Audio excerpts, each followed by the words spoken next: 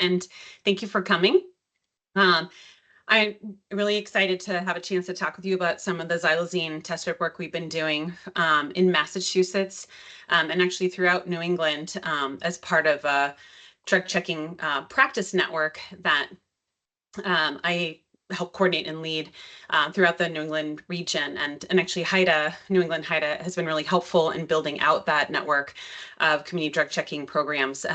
In the states where we're working, we now have legal cover, if you will, or legislative support for the work that's being done in community drug checking programs. So exciting times for sure. And I think that as a data point, with NPS and within a constantly evolving drug supply, tools like xylazine test strips need to be examined for their utility at multiple levels. Drug checking programs for law enforcement has had a lot of these tools for a long time, but still the ability for community handing over to lay people, and then as a public health response strategy, we need to understand how testing could be helpful, especially person and layperson involved testing, so that people can change behavior setting and reduce risk in a more interactive and immediate way. So I'm going to talk with you about, I don't have any conflicts of interest or disclosures. I just want to put that out there. I am going to talk about specifically on xylazine test strips. There are a couple manufacturers, and the ones that we worked, the products we worked with, there'll be 2 represented today. So I just want to mention that we're not endorsing any of their products or any products actually at this time, but I just want to put that out there. But first, just a little orientation. As many of you may know, xylazine-related effects are numerous. The ones I think that have caught the eye of many in the community have been in the area of wounds. But we also see the use experience of xylazine in a drug. We most of the time are seeing it in opioids, that is fentanyl or heroin or dope, if you will, in powder and pill form. That xylazine's presence is often alongside these opioids. And so there is an experience that people report that are important to understand and recognize that are happening. Some of them are positive, many of them are negative, but it's important to understand all of what role it's playing in the use experience. And that's part of what we do in research to understand and really listen to the community and to the drug supply in that regard. But also we're seeing clear documentation of complicated overdose management, meaning more sedation, need for more respiratory supports, and potential follow-up care from those long sedation episodes. And then also, as we've been talking about, sort of some of the wounds, and we'll continue to explore that. And then the challenges that withdrawal xylazine involved withdrawal and treatment entry is complex and potentially more complicated because of xylazine repeated exposure. Like any substance like many substances can create a tolerance and therefore a dependence. So xylazine in effect on the human body appears to represent a kind of set of withdrawal symptoms that are more severe. So making sure that treatment programs have an understanding of what that is part of describing what is happening with xylazine.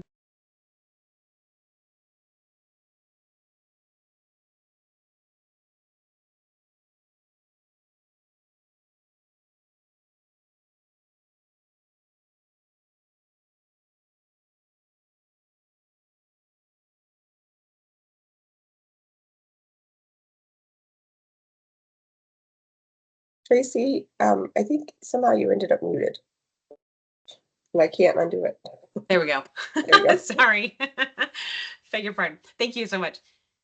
I was just mentioning that MADS, or the Massachusetts Drug Supply Data Stream, so these are data from MADS. So as part of our drug checking programs, at the time of submission for testing, people explain the use experience if the substance had been used.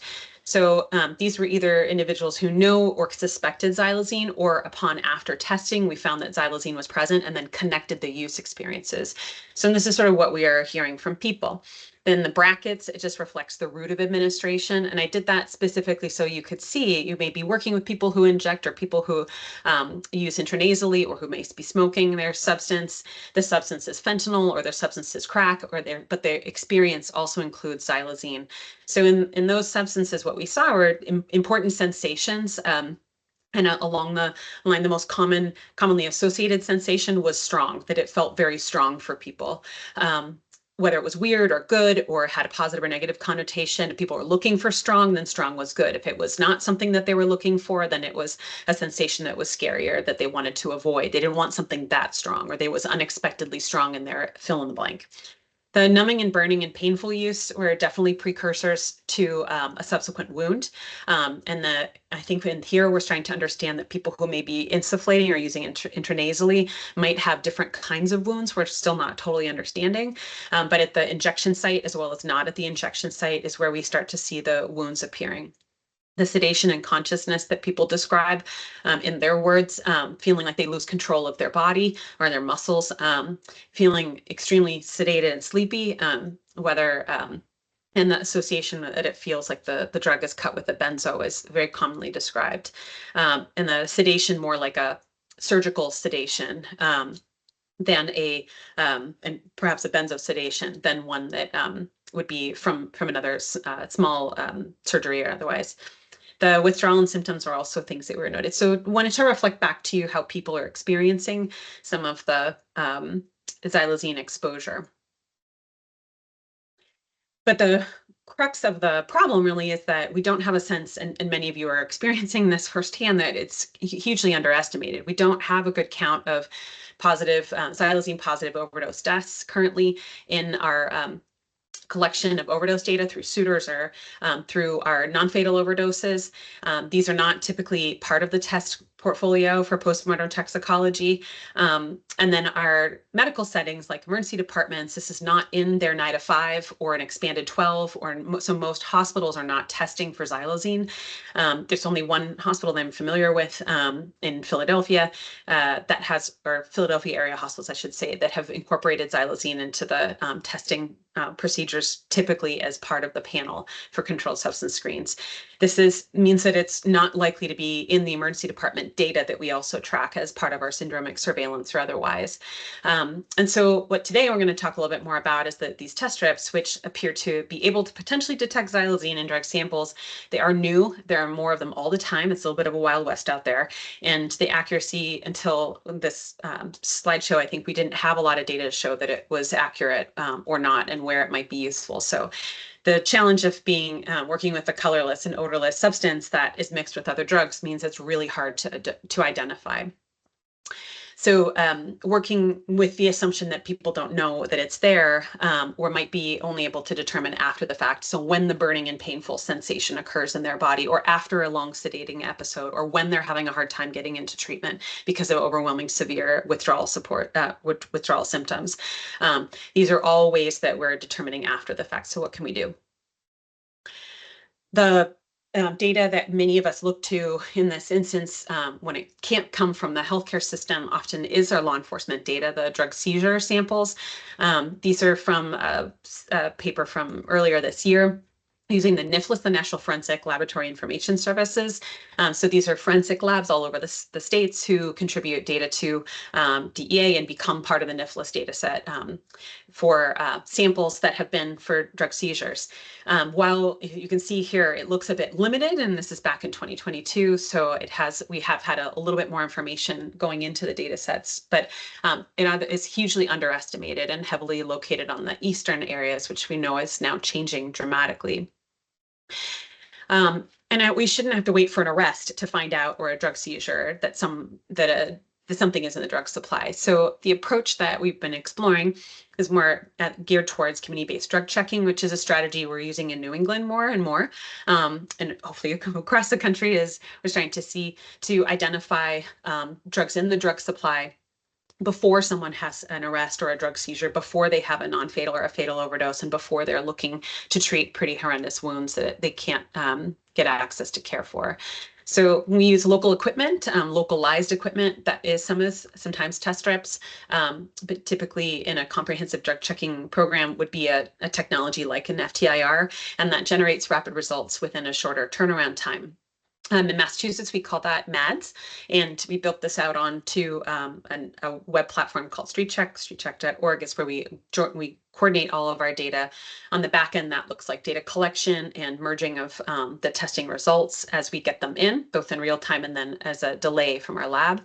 And then that goes in a aggregate fashion, reflecting back to the community and other consumers such as yourself who are not connected to necessarily a community program and get more where they get more privileged and detailed data, but rather provide trends from the drug supply. So because the changes happen at this local level, it's really important to have local information. Within Massachusetts, there are parts of the state that have heavy xylazine. There are places that have very little xylazine. There's places where we're seeing it in the stimulant supply, and there are places where it's only ever been in an opioid supply. There are places where it's being augmented with a benzo, so we now have benzoxylazine dope, if you will, and we're very concerned. I've been watching on overdoses. Other parts of the state, we're not seeing that, but we can only see that level of detail because we have the community partnerships around and using tools like this. So that MADS and StreetCheck portfolio, if you will, what that looks like within New England connects 22 partner organizations for real-time drug checking. And we built a network called Network One, which is really how we were able to test efficiently the xylazine test strips for validity. Though we all are connected in that we've been more or less trained by my team. We're like connected groups and we talk with one another and support one another as a learning group and a learning collaborative. We're also geographically, unfortunately or fortunately, share a drug supply, so whatever happens in one place, we're interdependent, right? So it's going to happen in another if it hasn't happened there yet. And we have an opportunity to exchange and or mutually interested in what each other is doing. We don't have clear states governing each other. We have clear drug supply organizing and governing us. So the StreetCheck platform allows us a way to communicate with one another and to see, but also as we look to other states, there are 10 now that contribute data in this region or in this platform, and that allows us to see more generally what's happening across other places. One other kind of important component before I talk a little bit more about the xylazine test strips is what community drug checking in Massachusetts has looked like is a combination of community partners and harm reduction programs, organizations that have been providing ongoing treatment supports and supplies and outreach to people who use drugs in their respective communities for years. And building within that existing infrastructure is one pathway of building in drug checking. So we, amongst the like usual course of business, if you will, they incorporated drug checking.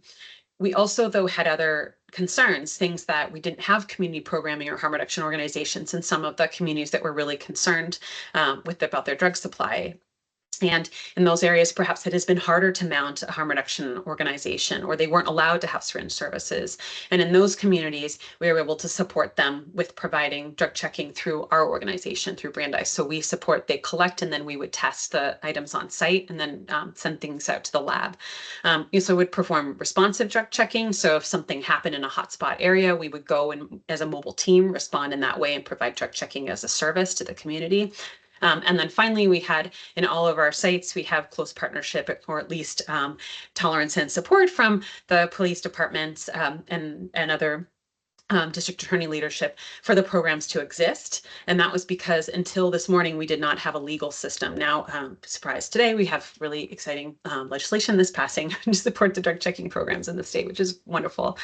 But our group would go to the police departments in these same locations where we have a community partner, when we go to a police department that has a substantial narcotics unit with substances that they were otherwise going to destroy. So those often were non-fatal or fatal overdoses or controlled buys or found property. They were not part of a large seizure that would have gone to NIFLS and been tested. We don't get in the way of the courts. It's really, there's so much there's so much we would stuff the courts if we did every single thing, and it's absolutely useless because the use is so widespread. the context in which we come into contact with substances are not singular, they are multiple. So the importance of recognizing that the criminalization is not helping here, but the opportunity to perhaps use the information and the what is otherwise going to be destroyed as an information source was what was encouraged from both the health department and the community to do this. So my team also goes to those police departments to test those samples that are otherwise set for destruction.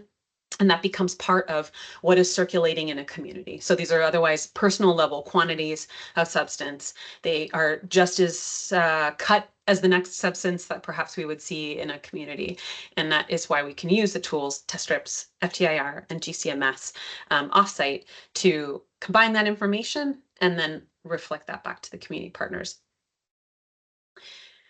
Those tools, just to level set, are the FTIR, the Fourier Transform Infrared Spectrometer that you see on the far left that scans the substance. It does not destroy the substance. So then we can also test that substance with the fentanyl, benzodiazepine, xylazine test strip, someday maybe nitazene test strip, but we can use test strips to determine at lower levels than what the FTIR can see.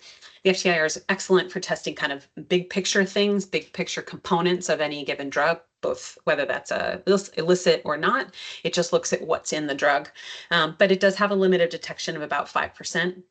Maybe a little lower if the super trained technician, but the test strips have much, much lower limit of detection mostly. So we can use the test strips in combination and together kind of get a picture. It's neither diagnostic nor forensic. So it's purely informational in this regard. So it's with this probably, or these, based on these data, it suggests that this may contain X, Y, and Z is what we can say. That is not going to help a doctor. It's not going to help a court, and it's not going to help a medical examiner for like what exactly is in it, but it gives you a sense of what potentially is in it based on the information we have right now. And so we really do rely upon the labs to kind of as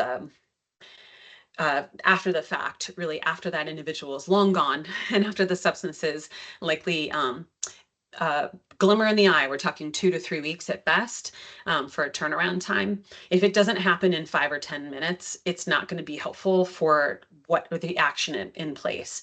So if it's an experience that someone's had and they're testing after the fact because it was a weird reaction, that they may be motivated and interested. But the best information is ones that will affect and be supportive of actions that can be taken immediately. So we, again, sort of where the website reflects some of those sample level data as well as kind of big trends. And that's really so that we can understand more broadly what's happening in the community. These are all anonymous services for individuals. So if they come back for results to the community, that's great.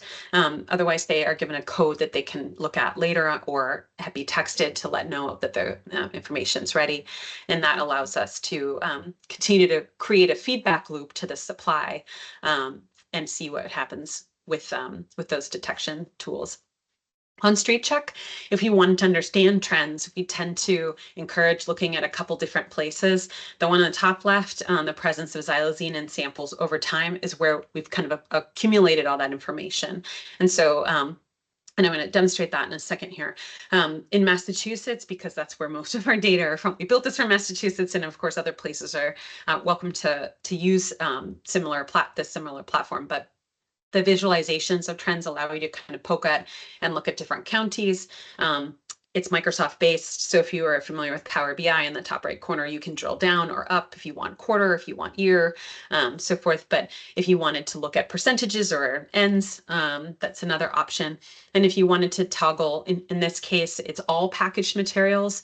But for drug checking, we get both substance, like the police samples are usually quite a substantial amount of, it's a whole pill or it's a lot of substance that's found. Whereas at a community partner program, we may only have a cooker, which potentially has been reused. So if you want to exclude the cooker, but you want to have the next person brought in a remnant baggie for packaging, then you can include that. So items that have been most likely to have been reused, you can toggle your packaging materials, but you certainly have the biggest group if you don't take things out of your denominator.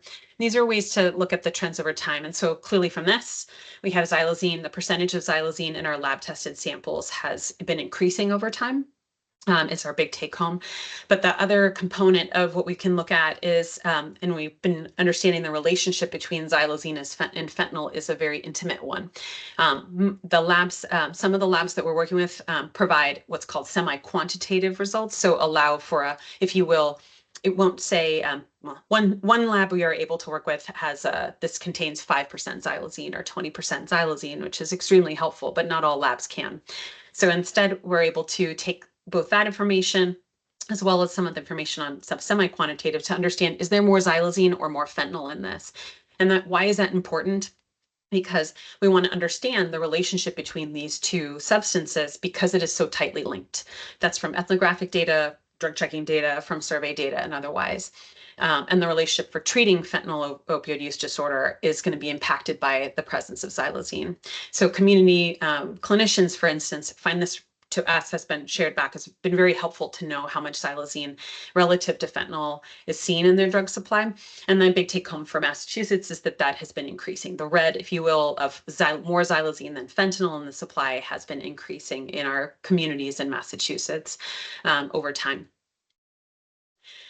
So what do people do with this information? And the rationale for aggregate level trends, or at the community partner side, they see their particular program. It's really turning this into something that's useful for them. There are so many amazing, super creative, very motivated, exciting partners who have taken every aspect of this information and made it meaningful for them and the work that they're doing. So whether that's the whiteboard explaining about, like, there are these big trends and what they really want you to remember that week, the thing to know that week, or in some parts of our state, items or drugs are sold with a stamp on them. So linking results to a particular stamp for that place at that time, really helpful as the community makes it meaningful in this way to communicate to people, and they can change that up based on the time of and the level of information they're hearing back. These are a couple other examples. The one on the far left was one that we presented to our healthcare providers to make sure that they understood some of the implications of the samples. It's written with a little bit more of a clinician communication in mind, based on the feedback from the people consuming our information in Massachusetts. But other programs have also, again, sort of created their own newsletters, or allowing for substances to watch and xylazine to be a focus, for instance, in their programming. And then finally, like, as an adaptive response, so this is xylazine, or rather drug checking as information. Here are some examples of how we've adapted responses to xylazine and how my team and others are starting to use information about real-time drug checking, and that can be with test strips, and we'll talk about that in a second, but also about real-time drug checking. So here's Ivy from our team doing from the street check team at the back of one of our community partner vans, doing drug checking alongside syringe service programming that is happening at the same time. And what's not pictured is the mobile health van that's next to them.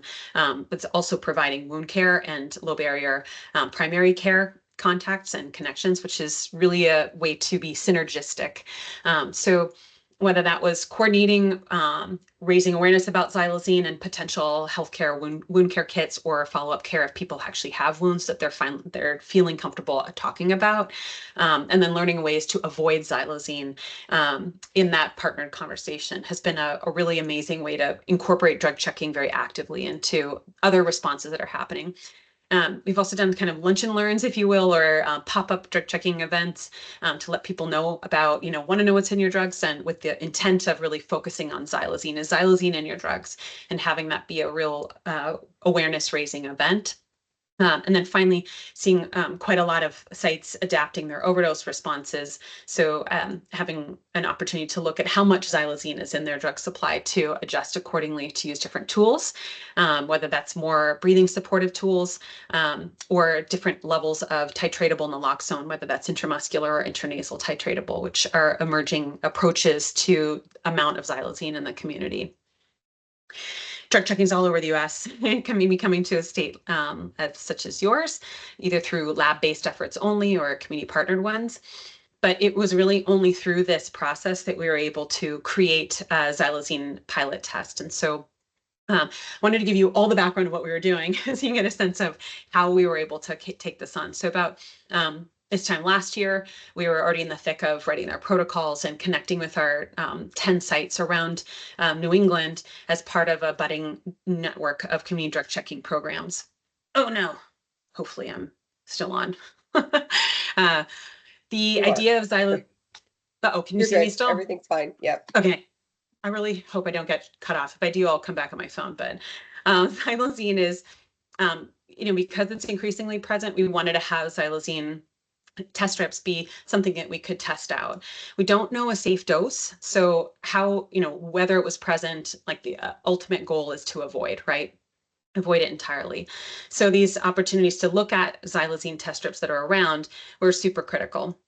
The existing technologies and what we looked at, we're going to present to you about the DTM Xylazine test strips, which look a lot like the COVID test strips, or we call them the cassettes. And then we looked at the BTNX wise batch Xylazine test strips that look a lot more like the fentanyl test strips, perhaps you've seen, the difference being that Xylazine is the XYL and it's red. And we chose those partially because the BTNX wise batch was what was available and people were purchasing left and right. But we had, a second. I'm going to snooze it for 1 hour. Okay. All right. But we had an opportunity to look at these test strips because they're available around and out in the community. The FTIR was something we wanted to compare those results to, and the laboratory testing was important to verify whether the lab also saw Xylazine in there.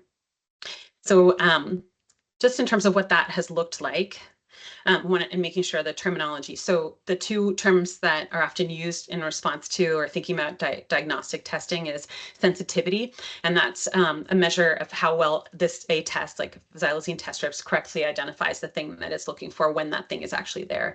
It's the important aspect is that it has low false negatives. So we want to avoid false negatives, and specificity helps us to identifies if the test is looking at false positives. So we want to, of course, minimize any false result and to maximize both.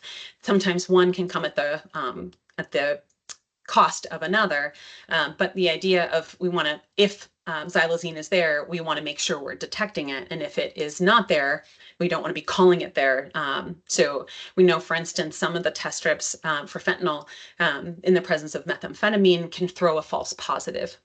That's a concern, and we have ways to reduce that false positive by diluting it with more water. It's not impossible if we have bad techniques or we have bad characteristics of a test, we can typically work with it. The challenge is that false negatives, if they are very high, means that a negative doesn't mean that that it's not there. So if it's something you're looking to avoid, like Xylazine, you would not want to have high false negative rates because you'd want to be confident that the test is that it is actually not there. Like I'm trying to avoid it, and if it says it's negative, it's really not there. So someone's not turning around saying this is Xylazine-free fentanyl here, and actually it's in there. Does that make sense? I'm hoping so. So these terminologies reflecting what we saw. So we took on the Xylazine cassette first. So before we took it to the network, we thought, this tool's around. How does this cassette thing work? It was a little more complex, kind of like a COVID test. You have to dilute it, put a right amount of water, and it has a little pipette thing. And it was a little clunky, not really put it in a pocket, hard to hand out. But did it give us important information? Was it potentially durable? The answers to those, yes. It was complex to use, but it performed moderately well.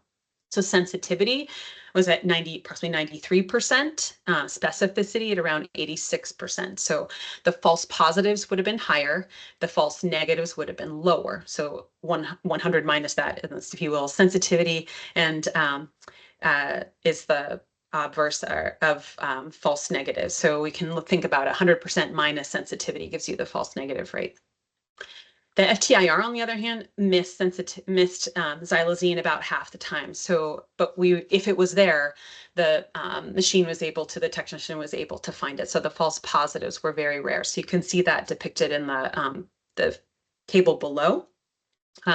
So we thought, well, these are is this a one-off, or did other people find this? And my colleagues in Rhode Island had also been testing the test strip, this same xylazine cassette strip. So we're like, okay, well, we're finding similar things around the sensitivity and specificity, which was like, okay, this isn't terrible, but it would be great if we had a test strip that would be easier to use, less complex, and a little bit more like what we already have in the pipeline that we're already giving out. And so we tended to look at, we were excited about the test strips that we had to test out. So our network one unified the protocol.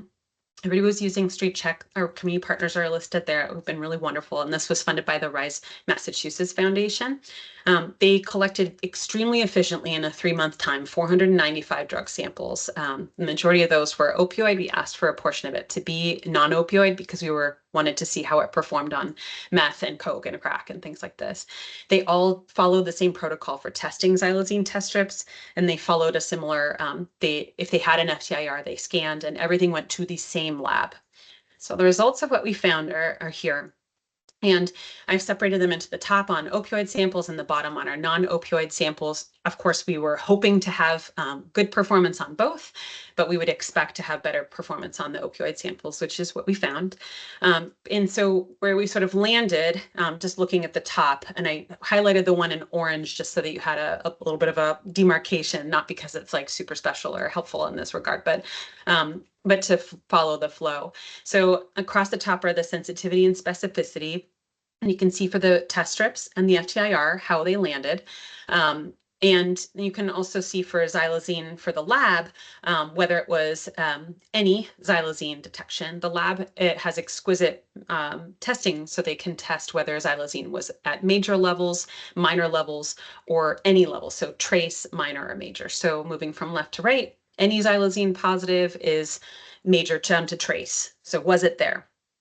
The one in the middle in orange was xylazine at a major or minor component in the drug for an active substance in this drug? And so in that case, those results differ.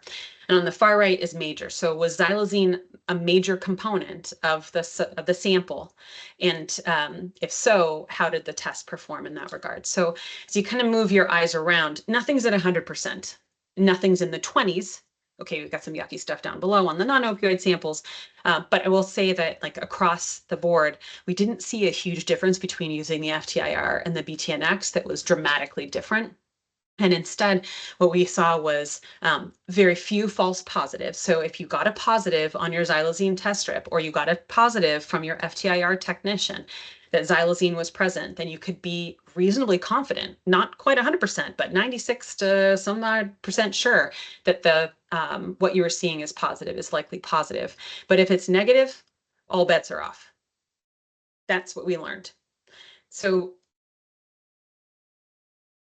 again, this makes for a super challenging problem with test strips for xylazine, because the findings showed us that they are specific, but they are not sensitive.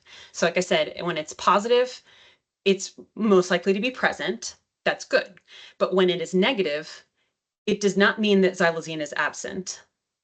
That is a hard message to share. You can asterisk this up the wazoo in your public health messaging, but a negative does not mean that it is xylazine free or that is not likely there.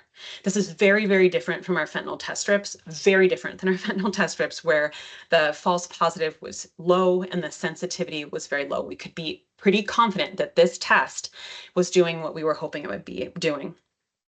And in an instance where we want to avoid the wounds, the withdrawal, the overdose complications, all the things, and we don't have a sense that how low of an exposure leads to some of these, and low repeated exposures, because as we know, fentanyl use is not a one-time thing. It's multiple exposures. So multiple exposures, even to low levels of xylazine, that may or may not be there because you can't see it in your drug supply.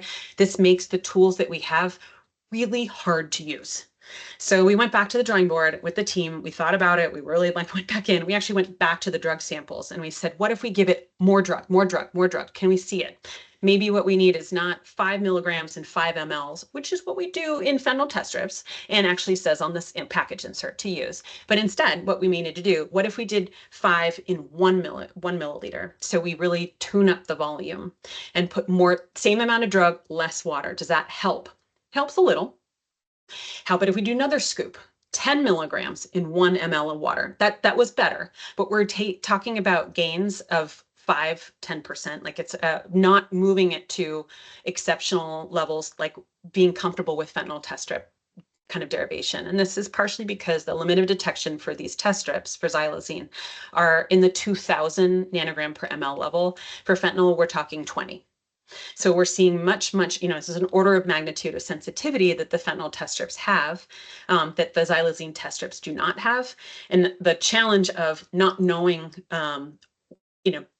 what is a safe dose of xylazine, because we don't have these data in humans, leads us to this level of like, okay, if you're going to use them, you have to use more drug than you would typically use with fentanyl. So this is where it starts to get really hard to find out how many people who use drugs are willing to use more of their drug in a testing environment and to do it consecutively and consistently to know that xylazine's not there. So it became a larger and important conversation with the programs too. Is this a tool that you want to have or not? That's sort of where we ended up landing a little bit on public health, a little bit more on public health feeling ground, that these tools are helpful, but they really are mostly useful in the hands of community drug checking programs that understand some of these limitations. And the cassettes we saw earlier that I was like, now we're like, actually, they're not so bad. So we're looking about those, and those are what we distribute to our programs. If they buy xylazine test strips, they can buy xylazine test strips and use them with extraordinary caution.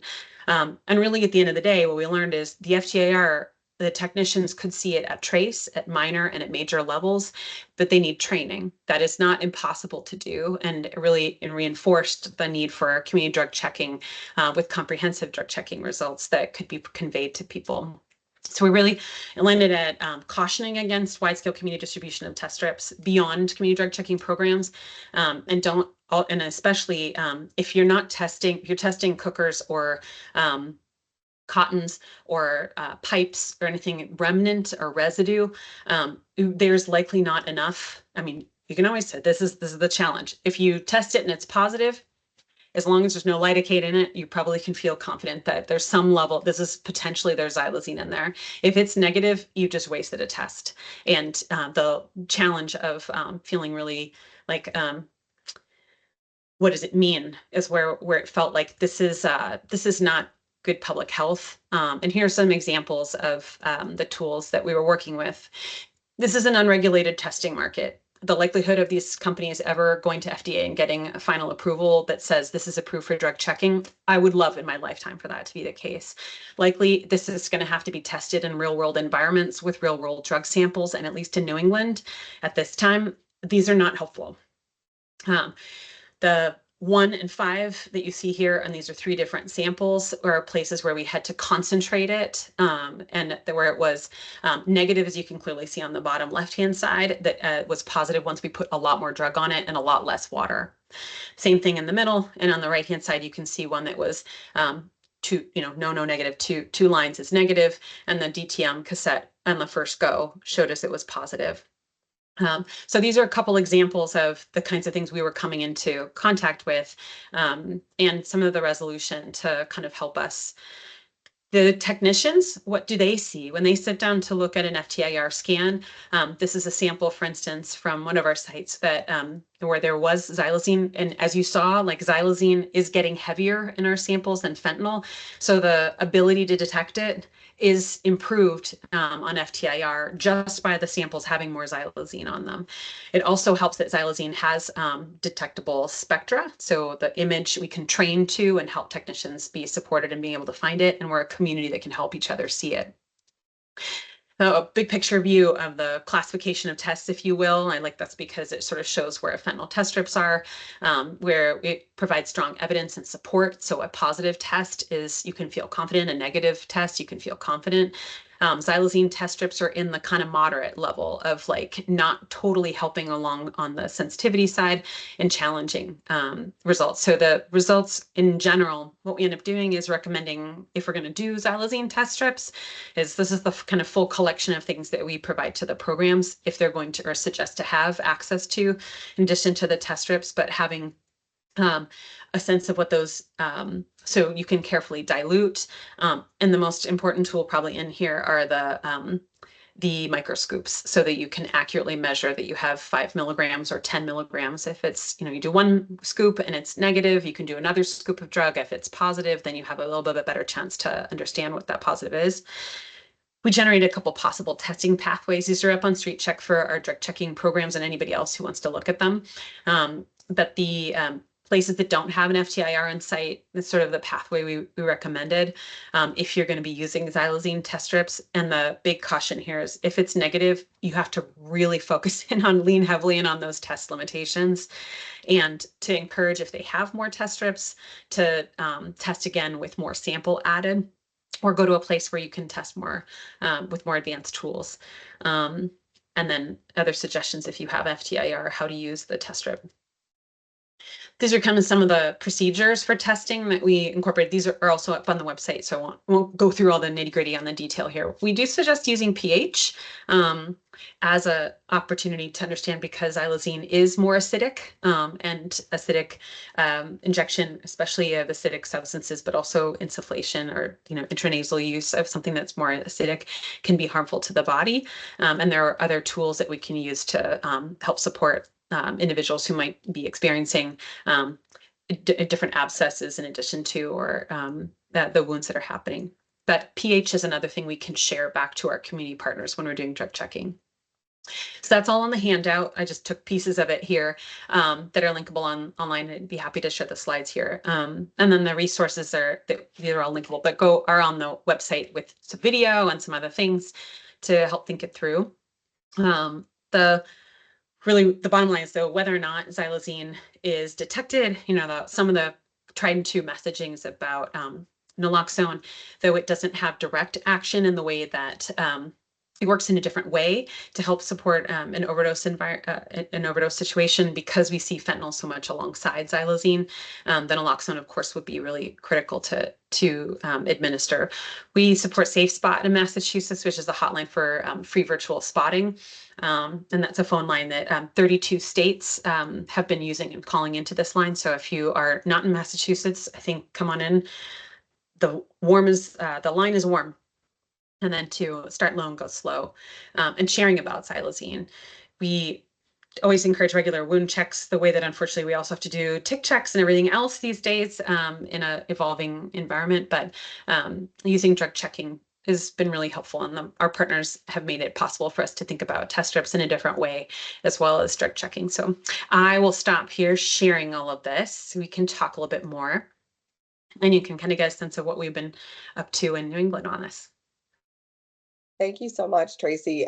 I'd already heard a good majority of this presentation, and I'm still like super bummed out the second time hearing it that, that we're passing out all these test strips in Pennsylvania and that maybe we're not giving folks all the tools that we need. But I think I'm going to try to summarize, I think, for everybody, because there's a lot of information there at the end in terms of specificity and sensitivity and all that. And I just want to make sure that I got the sort of biggest takeaway accurately is that if the test says there is xylazine, you could be pretty confident that there really is xylazine.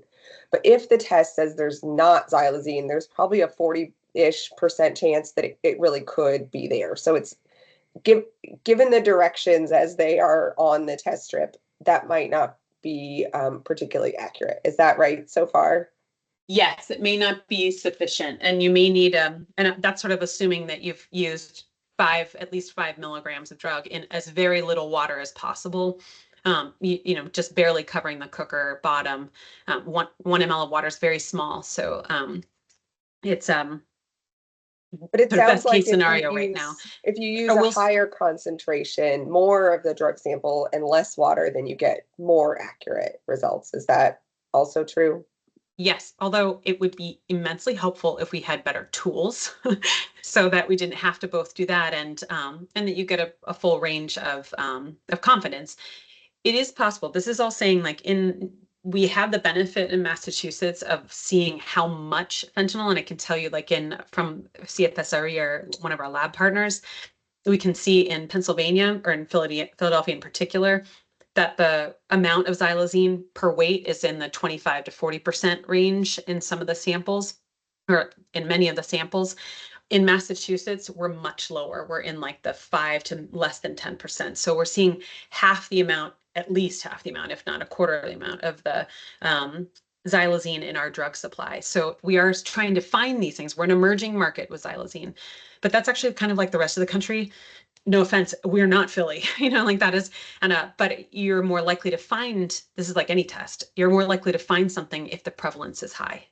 So Mhm. if you've got a lot of xylazine, yes, the tool is not going to be super as helpful, but it's also going to be pretty easy to find. So in some ways, the test strip might be more useful in Philadelphia if you have a lot of xylazine, because you can be more likely to be confident in that test, but it's also going to be more likely to be positive.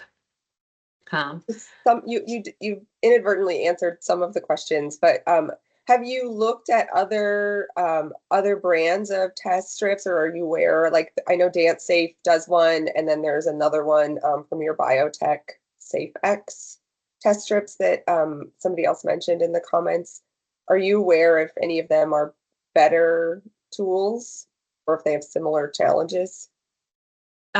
we have been, so we were able to test, there's been another round of retooling, with feedback. I think there's been retooling, not just from us, from others, I think too, we're concerned about a lot to lot variability and consistency in this area. And so there has been another round.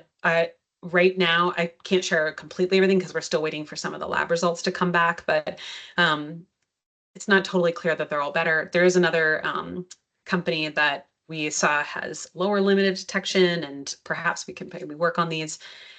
The ultimate frustration is that like we did this part as a pilot and be happy to look at it again, but it's really hard for the community partners or anybody to be continuing to work and keep working to validate or to look at, are these tools appropriate, when really this isn't like a agency level thing that should be done, or something that a community, hopefully a designated group in the community could actually realistically take on new tools and test and see if they're better or not.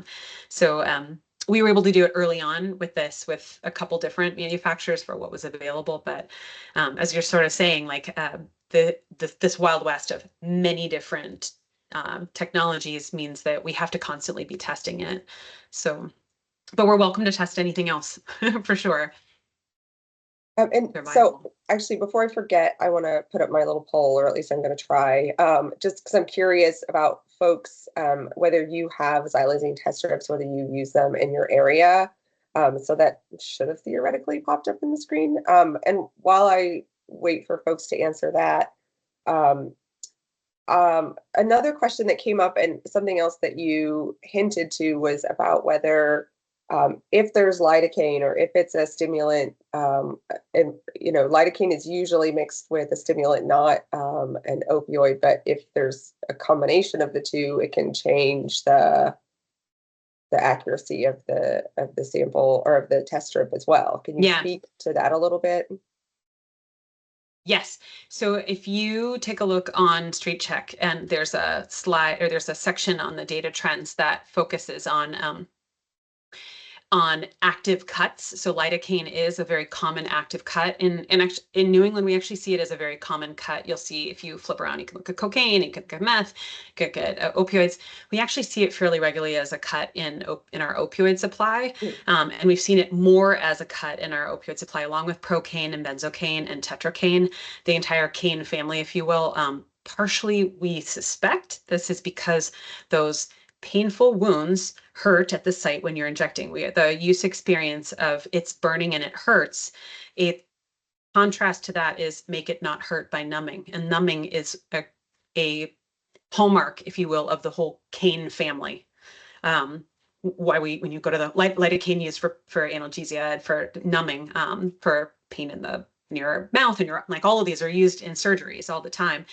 The fact that it comes in as lidocaine to produce a similar numbing sensation that cocaine is on there, and to cut it and to extend it, or as potentially a rationale for its presence in the stimulant supply, is one of the reasons we see it. But we're actually seeing it more in the opioid supply as well. So that's just some background to let you know about that. As a consequence of that is that we do see false positives with lidocaine in particular, and a couple other substances, but lidocaine is a concerning one because it is often in our opioid supply. So, question of whether it's positive, is there xylazine there, or is it just lidocaine? Is a concern, and it does contribute to that false positive rate that we do see. Yeah, definitely. That makes sense, especially with, as you said, with there's a lot of different mixed messaging about whether you should re-inject into xylazine wounds or that you should avoid them because it does have that analgesic effect in general if it's an opioid. And so there's a lot of, I guess, still, I don't know, ambiguity in the field, even among professionals, as to whether that's the best advice to people who use drugs or not. And I'm assuming that adding the lidocaine kind of plays into that as well. Trevor mentioned a question about proportions of xylazine varying across state lines. And I guess I would say, Trevor, like, we know a little bit more about it in Massachusetts and in Pennsylvania because we're able to use the mass spectrometers, but like the FTIR and obviously the test strips don't give you a specific percentage, and most folks don't test for percentage or proportion. One of the slides that Traci showed you was like xylazine is bigger than fentanyl, the same as fentanyl or less than fentanyl. Most of the folks that test at all across the United States, from what I understand, like that's as specific as they can be. Even, like I was just listening to a presentation by one of our ORIS colleagues in Colorado yesterday, and the DEA there was saying that they don't use the testing equipment that gives specific information about percentages or proportionates or purity or things like that. They don't have that equipment even at that level for the state testing. So I don't know, Traci, if you know more information. I know that's something that Trevor's been looking at. He's in Tennessee and trying to see, how the proportion might change and be different in different parts of the state, and whether that might be indicative of a different drug supply or different channel. Yeah, no, I think it's part of this real need, and I think if this is it feels like a crucial component of our strategy and how we respond at every level. And but I think we need to advocate for it in the science circles as well as in the policy circles, that this is information that's value add. Even if it's relative, it doesn't have to be 5%, 6%, whatever it may be, if we can't get that level of accuracy. But just knowing, is it like low or is it moderate? What's the range of what we're talking about? And that would be a key thing to advocate for. Mm-hmm. I know we only have a couple minutes left. I think I shared the poll results back into the chat. It looks like as of now, like 62% were using xylazine test strips.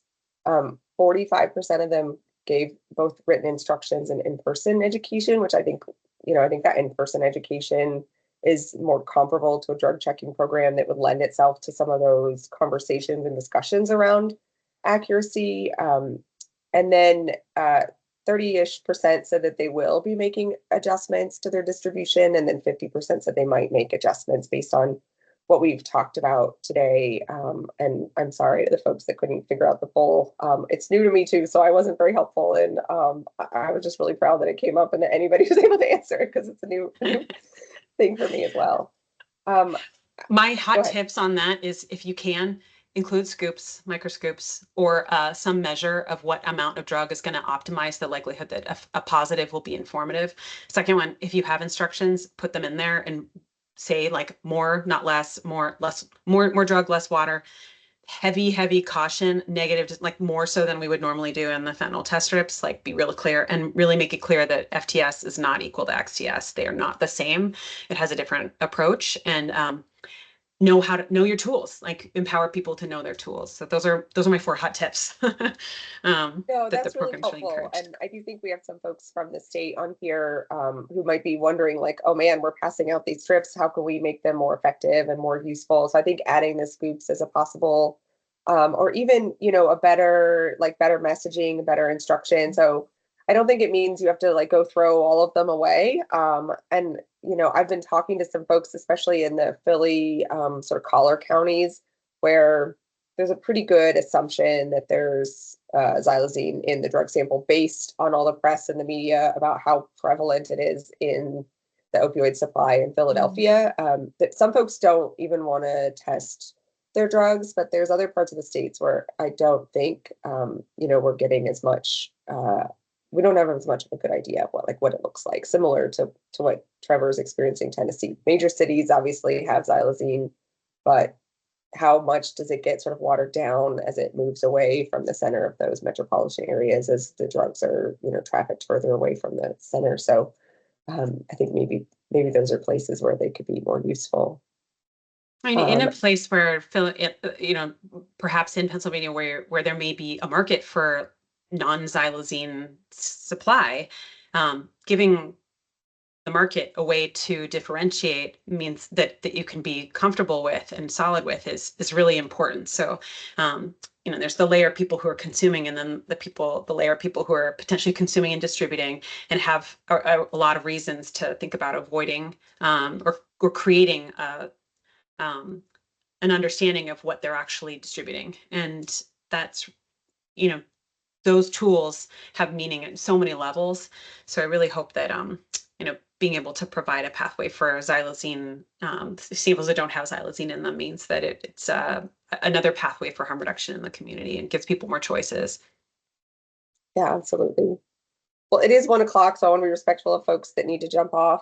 There were a couple other questions. If you're available to stick around for a couple minutes, Tracy. If not, then I can email you and maybe we can Yeah, follow up with no, I could folks. totally. Yeah, Thank you, everybody, for coming, and thank you again, Dr. Green. That was really helpful. I feel like I need to look at your slides 10 more times. Are those something that I can share with the group as well? yeah, yeah, Okay, perfect. definitely. Thank you. So if you're able to stick around, the other questions were about Yeah, potentially where to get an FTIR, what sort of funding might be available, if you have any tips about that. yeah, definitely. So a couple thoughts. One, if you are part of the CDC OD2A, or especially in the local jurisdictions, this pathway is one that has focused in on and has a strategy. I feel like strategy 8, 10, one of those numbers, but it allows for a focus on surveillance, and drug checking is a component of that. And there may be at your local jurisdiction. So this is typically counties or cities that have applied for this funding. I think there are 19 of them that received funding. If you're in one of them, there may have been a line on that, or could be adapted in years to come, because this, CDC OD2A is not a one-shot deal or 1 year. It's multi-year. So as your needs evolve, this may be a place where you could advocate for investment. So that's one idea. Another one is hugely on opioid settlement funds, which is how Vermont and some other locations around have been augmenting their capacity to purchase. So the capital investment is substantial. It's way more than buying 1,000 xylazine test strips, for sure. But it does mean that, in the range of, depending on which one you're looking at, but $40,000 to $55,000 for a test, for the capacity to test multiple things, not just xylazine, is an important investment. But opioid settlement funds is one way to think about those expenses, as well as the training and support for staff to be able to work with them. So that's a pathway. And then finally, I can't guarantee anything, but perhaps this is part of our overdose response strategy. Like, as a strategy, this can be part of an executive branch decision. Like, we want to invest in the testing capacity of our nation. And this is more than, and perhaps, best placed in the local communities, in the community partners that are connecting with people all the time, who are trying so hard to keep people alive and connected. And it's a value add at so many different levels, but this is potentially part of a larger national strategy that is, it's time. Um, And clearly we need a way to have better tools. So that's another possible direction.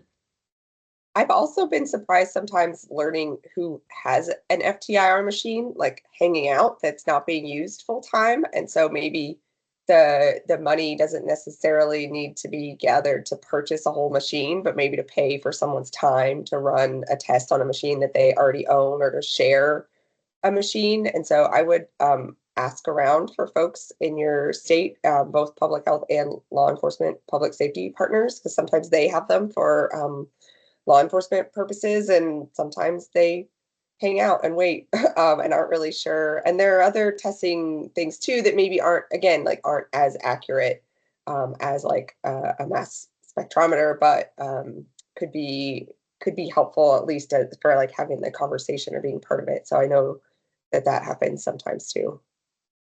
Actually, Tamara, that's a really good suggestion to think about other places, both where these tools may exist, and also there are motivations from academic partners, and some our hospitals have often, they lack perhaps some of the extensive testing, but but there are no lack of people who are interested in thinking about patients and people who are using substances. So there's some potential for synergy on that level to either reactivate or activate after hours a tool that is otherwise used for other reasons, and capacity on this sort of scientific testing role that could be optimized too.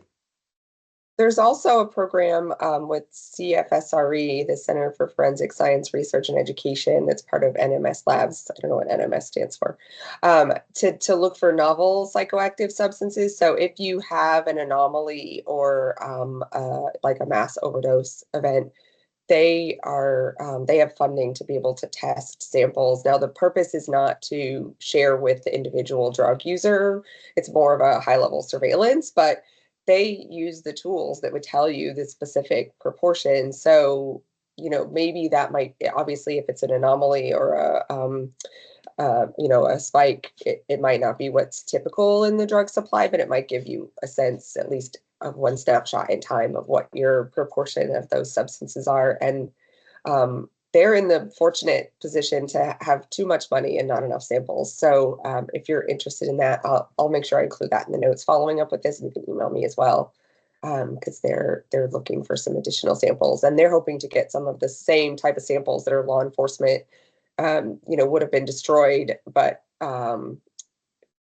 but then they could potentially test them, and they have a program in Philadelphia, which is how we know what some of the proportions are there. So that's been really helpful. I'm not sure if I missed any questions. There's lots of really helpful comments in the chat, and lots of thank yous, and appreciating the great information. I know if Trevor could get a hold of you, he has about 12 million questions that he didn't even take the time to ask here. But I don't know. I was going to say, Trevor's great there suggestions he and is. I ideas was going to here. say, I'm surprised I don't see his face.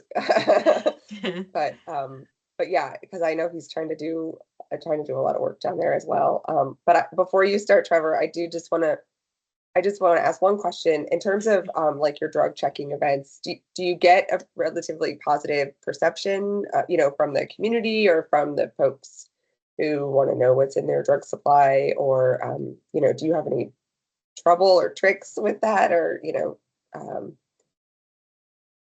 you have trouble getting folks recruited to share their samples or anything like that?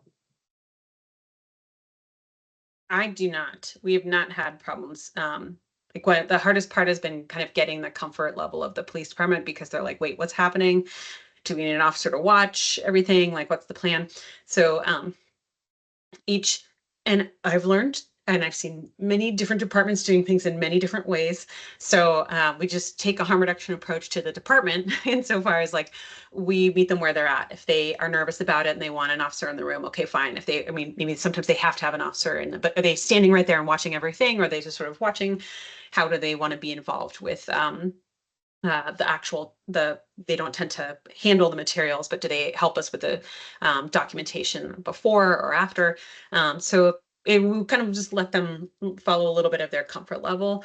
But the procedures we have all laid out. So if you are interested in doing this, we'd be happy to share that process, and a lot of like the language that we used in creating that process, and kind of how it gets reported and what, what is and what isn't extracted. Probably really critical is the firewall for all of this, as you can imagine, because we're talking with people who are using drugs and community partner programs that have a lot of reasons to have a lot of big questions about police involvement and what's exactly happening here. Is that the police data are not connected to any person. They are, like everything in drug checking, is at the sample level. So as we extract information from the sample that's to be destroyed, we aren't collecting information that can go back in. So, and that's actually very practical. And thank goodness for some amazing guidance from Hyde in this regard, which helped us feel better that like we're not an analytic lab providing forensic testing. So whatever we find is like, that's nice, but it's not actually information. It's meaningful to the community and to the partner programs, but actually it isn't useful for a case. You can't, none of it can be used in court. None of it can be used to mount a, there should be a lot of question marks around it. So for that matter, it contributes to the larger understanding of what's happening in a community in ways that you'd hope that law enforcement and public safety would be interested in, but it doesn't help advance this case in this way to mount this response and this so forth. But is xylazine happening in your community? It will absolutely help understand that, where and how and what is it in. These are things that potentially could be helpful for protecting staff in the community. So yeah. That's helpful. Thanks. Okay, go Trevor. Now I feel like Traci and I need like a whole half day set aside for all I'm the coming to questions. Tennessee next week or next month. Really? Tennessee Harm Reduction Conference, I think. Oh in, yeah. Nashville. Yeah. Yeah. Okay. Yeah. Cool. Give me a ring. Yeah. I mean, I guess one question on my mind right now, Traci, is just that I feel like in Tennessee we're a long ways away from where you're at.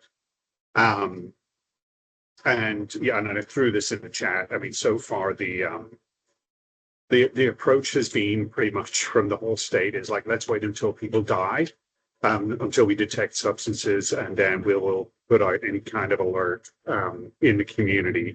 That's a horrific public health approach to anything. Yeah.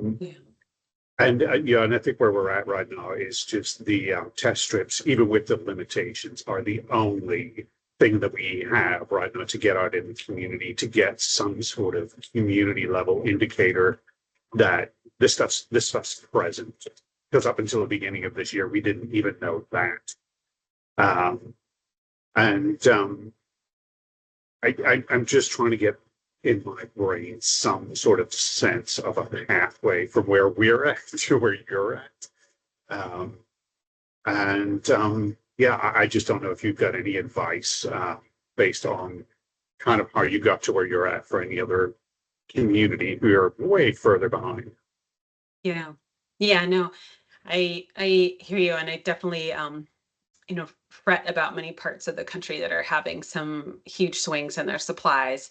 That the time for, even honestly, when we did the forecast study with fentanyl test strips, it was so horrible. It's just like how many years that data sat before it could get acted on. And it's like, in the meantime, fentanyl just took our whole eastern seaboard by storm.